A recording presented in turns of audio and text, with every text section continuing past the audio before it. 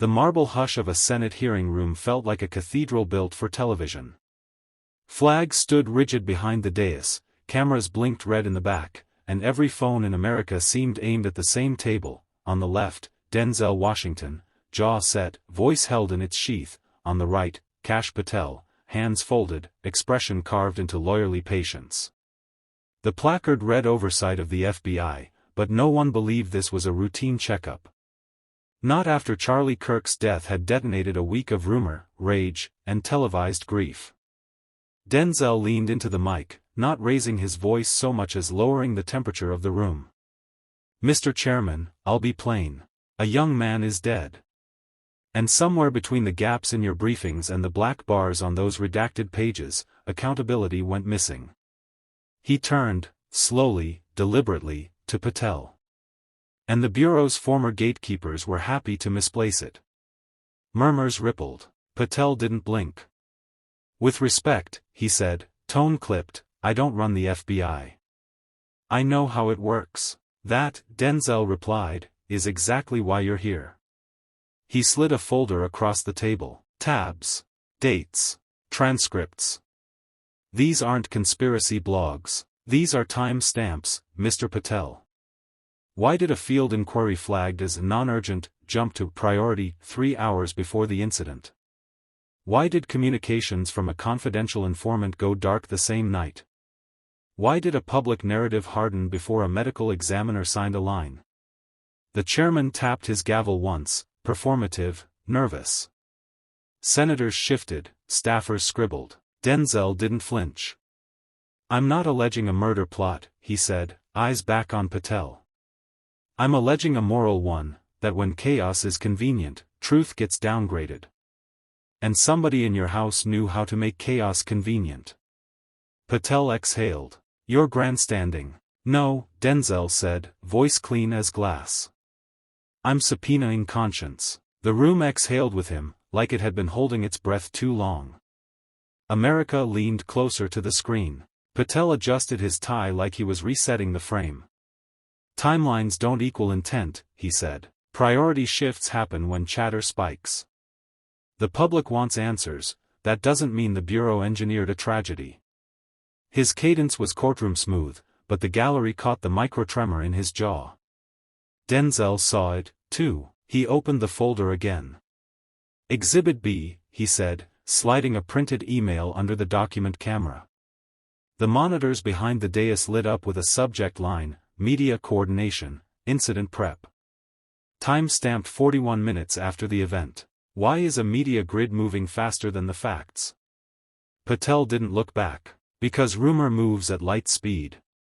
You contain it or it consumes you. And yet, Denzel replied, containment looked a lot like choreography. He clicked to the next page. A call log, blocked numbers, 3-minute bursts, then a 30-second lull, then an outbound to a known communications consultant. Who decided which words America would hear before the coroner finished theirs? The chairman leaned toward his mic. "Mr. Washington." "With respect, Mr. Chairman," Denzel said, voice steady, "we're not talking about partisan points. We're talking about a human body cooling on a slab while narratives warmed up on cable." He turned to Patel again. "You said you know how it works. Then tell us why an informant labeled reliable went silent, why a field agent's memo warning of escalation incentives never reached the morning brief, and why the Bureau's default setting after tragedy is control, not clarity." A senator cleared her throat. "Answer the question, Mr. Patel." Patel laced his fingers, knuckles whitening. "Because clarity takes time. Control buys time. And costs trust," Denzel said, softer now, letting the weight land. "Every minute you manage perception, you teach people to stop believing you. Then when you finally do tell the truth, it sounds like spin." He paused, eyes traveling the room, flags, marble, cameras, faces. Charlie Kirk wasn't a press release. He was a person. If the Bureau can triage narratives in 41 minutes, it can triage honesty in 42. A beat. Then Denzel's closer, quiet, surgical. "Mr. Patel, will you commit, on the record, to releasing the unredacted timeline of federal contact within 24 hours? Names masked if you must. Actions unmasked because you must. Patel swallowed. That's not my call. Denzel nodded once. It is tonight. The chamber air felt heavier, as if every breath carried the dust of unfinished truths. Cameras zoomed in, pens scratched against notepads. Patel leaned forward, but his posture gave away the pressure, shoulders high, eyes darting toward the aides behind him. Denzel placed his palm flat on the table, steady, almost fatherly. Kash, you say it isn't your call, but let's rewind. The same playbook has been used after every tragedy: delay, deflect, declare. Then somehow the public is expected to digest a narrative written by the very hands that ignored the warnings. He raised a printout, the ink still faintly smudged from his notes. Here's an agent's memo, dated 3 days before the shooting. Phrases like potential lone actor and heightened chatter leap off the page. Why wasn't that memo in the morning brief? Why wasn't Charlie Kirk told he had a target on his back? Patel exhaled through his nose. We don't telegraph every unverified tip. If we acted on every note. Don't, Denzel cut in, his voice low, sharp, electrifying. Don't hide behind procedure while families bury their dead. Verification didn't matter when the Bureau sent half the city into lockdown over a rumor of powder in an envelope. But when it was a man with a name, a stage, and a following, silence. Convenient silence. A gasp rippled through the gallery. Patel tried to recalibrate. This isn't silence, it's discipline. And if you think, no, Denzel snapped, pushing his chair back and standing now, towering over the table without raising his volume. Discipline is when you sacrifice comfort for integrity. What we saw here was calculation. And America is calculating, too. They're adding up the half-truths, the gaps, the spin. The equation equals betrayal. The chairman tapped his gavel but it barely cut through the murmurs. Denzel's eyes locked on Patel. You sat in the room where decisions were made. Maybe you didn't pull the trigger, Kash, but negligence is a weapon all its own. And tonight, this committee, and the country, deserves to know if the FBI chose management over prevention. Patel's lips parted, but no words came. The silence, paradoxically, was louder than any answer. The audience could feel the moment turn raw. The chairman leaned back, eyebrows arched, realizing the weight of what had just been spoken. The cameras were locked on Patel's face, searching for a flicker of denial, of anger, of anything, but only a tight jaw and shifting eyes answered. Denzel didn't sit down. He paced slowly, deliberately, his hand brushing across the surface of the witness table as though it were a fault line ready to split. Do you know what happens when a government treats its people like statistics, Kash? He asked, his voice rising just enough to demand the room's attention. We stop believing in your oaths. We stop believing in justice. We stop believing in the very shield you claim to protect us with. He turned toward the public gallery, where some families of victims sat in silence, their grief stitched across their faces. These aren't footnotes. They're not redacted lines in some classified report. They're sons, daughters, neighbors. Charlie Kirk wasn't just a headline, he was a man breathing, speaking, moving, right up until the system failed him. Patel finally spoke, his voice tight, defensive. You're making this about personalities instead of policy. That's dangerous. Denzel leaned closer, his stare unwavering. Dangerous is pretending policy excuses paralysis. Dangerous is hiding behind acronyms while communities mourn. You talk about personalities? Fine. Let's talk about yours. You sat in the position to demand urgency. You had the power to shake the table when lives were at stake, and you didn't. The gallery erupted in claps and shouts, some people rising to their feet despite the chairman's frantic gavel. The noise swelled like a tide, impossible to contain. Denzel held up a hand, and the room quieted just enough for his next words to pierce through. The FBI may wear the badge, Kash, but it's the people who give it meaning. Lose them, and the badge is just metal. That's the truth you can't spin away. And it's the truth you'll face when America decides whether silence was incompetence, or intent. Patel lowered his head, staring at the table as if the answers might be carved into the wood. But nothing waited there. Only the shadow of accountability he could no longer escape. The tension in the chamber had reached a boiling point. Reporters' pens scratched across notepads, cameras zoomed tighter, and whispers rushed like wine through the audience. The chairman's gavel hammered again, but even he knew the session no longer belonged to order, it belonged to truth. Denzel straightened his shoulders and fixed his gaze back on Patel. Charlie Kirk's death is not a matter of interpretation. It's a matter of action, or inaction, and every inaction has fingerprints. He tapped the table sharply with his index finger, punctuating each word. Whose fingerprints are we going to find, Kash? Patel shifted uncomfortably in his chair. His lips parted, but no words came out, only a nervous swallow that echoed through the microphone. The silence was heavier than any answer he might have given. Denzel stepped forward, lowering his voice but sharpening its edge. Do you know why America is watching? Because this isn't just about Charlie. It's about every family who wonders if justice is reserved for the powerful while the rest are left to bleed. He turned slowly toward the cameras, his expression hard as granite. We are done being silent. We are done being dismissed. The people won't forget who looked away. A woman in the gallery began to clap, then another, and another, until the hall pulsed with applause.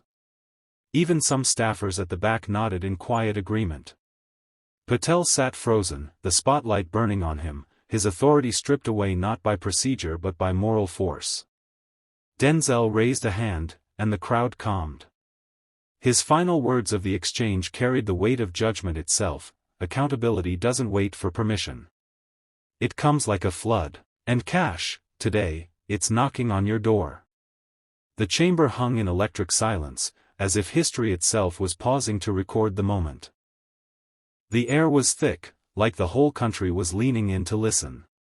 Outside, protesters' chants echoed against the walls of the building, their voices swelling with anger and grief. Inside, the committee chamber became a battlefield, not of weapons, but of words sharp enough to cut through steel. Denzel leaned forward, his hands pressed firmly on the table. Charlie Kirk's death isn't a tragedy we can file away and forget.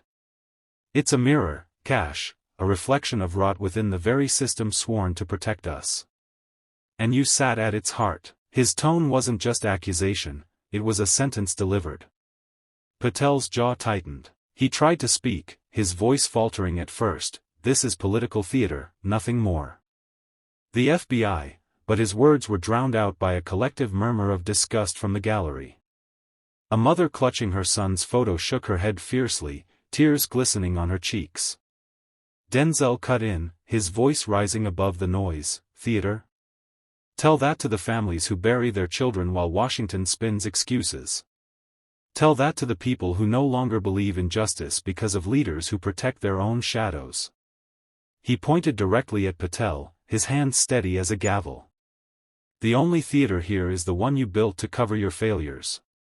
The audience erupted, half cheering, half shouting, the atmosphere charged with fury. Security guards moved uneasily along the walls, but no one dared break the momentum. The truth had filled the room like wildfire, and there was no extinguisher in sight. Patel sank lower into his chair, the color draining from his face. Denzel's voice lowered, but its resonance filled every corner. History doesn't care for spin. It cares for truth. And Kash Patel, truth has your name written all over it. The chamber quaked, not from sound alone, but from the weight of a nation demanding answers. The hearing room felt less like a chamber of government and more like the eye of a storm. Journalists leaned forward, microphones straining to capture every syllable, while the crowd of citizens pressed against the gallery rails, hungry for justice. The tension snapped with every word Denzel spoke, his cadence deliberate, his fury barely restrained. Kash, he said, each syllable like a hammer against iron, do you think history will shield you? Do you think Charlie Kirk's name will fade because you bury it under reports, redactions, and bureaucratic fog? No. His name is carved into America's memory, and so is your silence. Patel's lips trembled, his carefully rehearsed calm evaporating under the relentless spotlight. You twist the narrative, he managed, voice cracking slightly. The FBI isn't responsible for. Denzel slammed his hand on the desk, the sound reverberating like a gunshot through the hall. Isn't responsible? Tell that to the parents who wake every morning to an empty chair at the table. Tell that to the people who watched the bureau you serve morph into a shield for power instead of a sword for truth. Don't hide behind acronyms. Face the blood on the floor. The gallery erupted in shouts, some of rage, others of solidarity. Patel's eyes darted nervously toward the chairman, searching for rescue, but none came. Denzel leaned closer, his voice a fierce whisper that carried across the hall, "Justice is coming, Kash. And when it arrives, it won't knock, it'll tear down the door." The room shook with applause, a thunderous demand that left Patel staring at the desk, broken under the weight of a nation's fury. Denzel stepped back, his presence towering not just as an actor in a drama, but as the voice of a people betrayed. The hearing was no longer politics. It was judgment. The atmosphere was electric, charged with anger and grief. Protest chants outside bled into the chamber, their rhythm merging with the heartbeat of the nation. Inside, the clash between Denzel and Kash Patel had escalated beyond politics, it had become a trial of conscience. Denzel's voice boomed, "Kash, every deflection, every excuse, every denial, it all adds up to one truth: you failed the people. Charlie Kirk's death is not a footnote in your career. It's the headline you'll never escape." His words struck like thunder, shaking even the stone-faced guards lining the room. Patel tried to gather himself, raising a trembling hand. "This is slander," he hissed, though his voice betrayed the panic beneath the surface. "I served this nation with loyalty. I protected it." "Protected it?" Denzel snapped, his eyes blazing. He stepped toward Patel, closing the gap between them. "Then why does America feel less safe than ever? Why do families bury their children while you bury the truth? Protection isn't silence. Loyalty isn't lies." The audience roared, some standing, others pounding on the rails in furious agreement. Even the committee chairman leaned forward, unable to mask the gravity of the moment. Denzel's tone softened but cut deeper. "Kash, justice doesn't wait for permission. It arrives when voices rise, when truth can no longer be silenced. You're not on trial because I put you here. You're on trial because the people did." Patel's composure crumbled, sweat glistening on his forehead as the cameras caught every falter. Denzel pointed toward the gallery, where mothers, veterans, and students stared back with tearful determination. "They are the jury. And their verdict is already written." The chamber fell into a deafening silence, broken only by the echo of Denzel's words, a silence heavier than any sentence a judge could pronounce. The committee room had transformed into a theater of reckoning. Floodlights from the press cameras bathed the chamber in a harsh glow, exposing every twitch of Patel's face, every bead of sweat glistening on his temple. The crowd leaned in, as if America itself was perched on the edge of its seat, waiting for the final blow. Denzel stepped forward, his presence magnetic, his voice steady yet thunderous. "Charlie Kirk's death is not just tragedy, it is testimony. A testimony that the system you defended, Kash, does not protect the people. It protects itself." His words echoed like a verdict, reverberating against the chamber walls. Patel's hands clutched the edge of the table, knuckles widening as he tried to muster defiance. "You're exploiting grief for spectacle," he spat, his voice trembling. "This isn't justice, it's theater." Denzel leaned closer, lowering his tone so that the weight of every word pressed into Patel's chest. "No, Kash. This is what justice looks like when it's been denied too long. The people are done waiting, and tonight, this stage belongs to them." The gallery erupted, a wave of voices, angry, mournful, unrelenting, crashing over Patel's last defenses. A mother in the front row shouted, "Tell the truth," and the crowd rose to its feet in a chant that shook the rafters. Denzel turned toward the cameras, his eyes burning with conviction. Let the whole world see. This is what happens when silence meets truth, when power meets the people. You can spin headlines, Kash. You can hide behind shields. But the voices outside these walls will echo longer than any excuse you make inside them. Patel sat speechless, his arguments dissolved under the roar of a nation demanding answers. Denzel straightened, the embodiment of unyielding truth, as the hearing crossed the threshold from debate into history. The final moments of the hearing felt like a storm breaking. The chants outside grew louder, pounding through the windows like war drums, as if the entire nation demanded to be heard. Inside, the chamber was frozen in a suspended silence, every camera lens locked on the clash unfolding between Denzel and Kash Patel. Denzel rose to his full height, his presence commanding, his voice carrying the weight of generations. Charlie Kirk's death will not be buried under bureaucracy. It will not be drowned in excuses or dressed up in political spin. It will be remembered for what it is, a turning point. And Kash Patel, your name is written on that turning point. Patel's face drained of color. He fumbled with his papers, desperate for refuge in protocol, but the audience wasn't interested in rules anymore. They wanted truth. They wanted justice. Denzel extended his arm toward the gallery, his finger sweeping across the crowd. These are the people you failed. Their voices are the verdict. Their grief is the evidence. Their demand is simple, accountability. And no wall, no office, no title will shield you from it. The room erupted, cheers, shouts, applause blending into one overwhelming roar. Patel shrank beneath the floodlights, diminished not by political defeat but by moral collapse. Denzel's closing words thundered above the noise, this chapter won't be written by the powerful, it'll be written by the people. And when the ink dries, history will remember not the lies told, but the truth revealed tonight. The gavel struck, but it was meaningless. The hearing was no longer bound by order, it was bound by justice. And in that moment, with America watching, Denzel stood as the voice of a nation unwilling to be silenced. Tonight wasn't about politics, it was about justice. It was about a nation demanding answers and refusing to be silenced. The truth has been spoken, the lies exposed, and history will not forget what happened here. The people have spoken, and their voice is louder than any title, any office, any shield. Justice belongs to the people.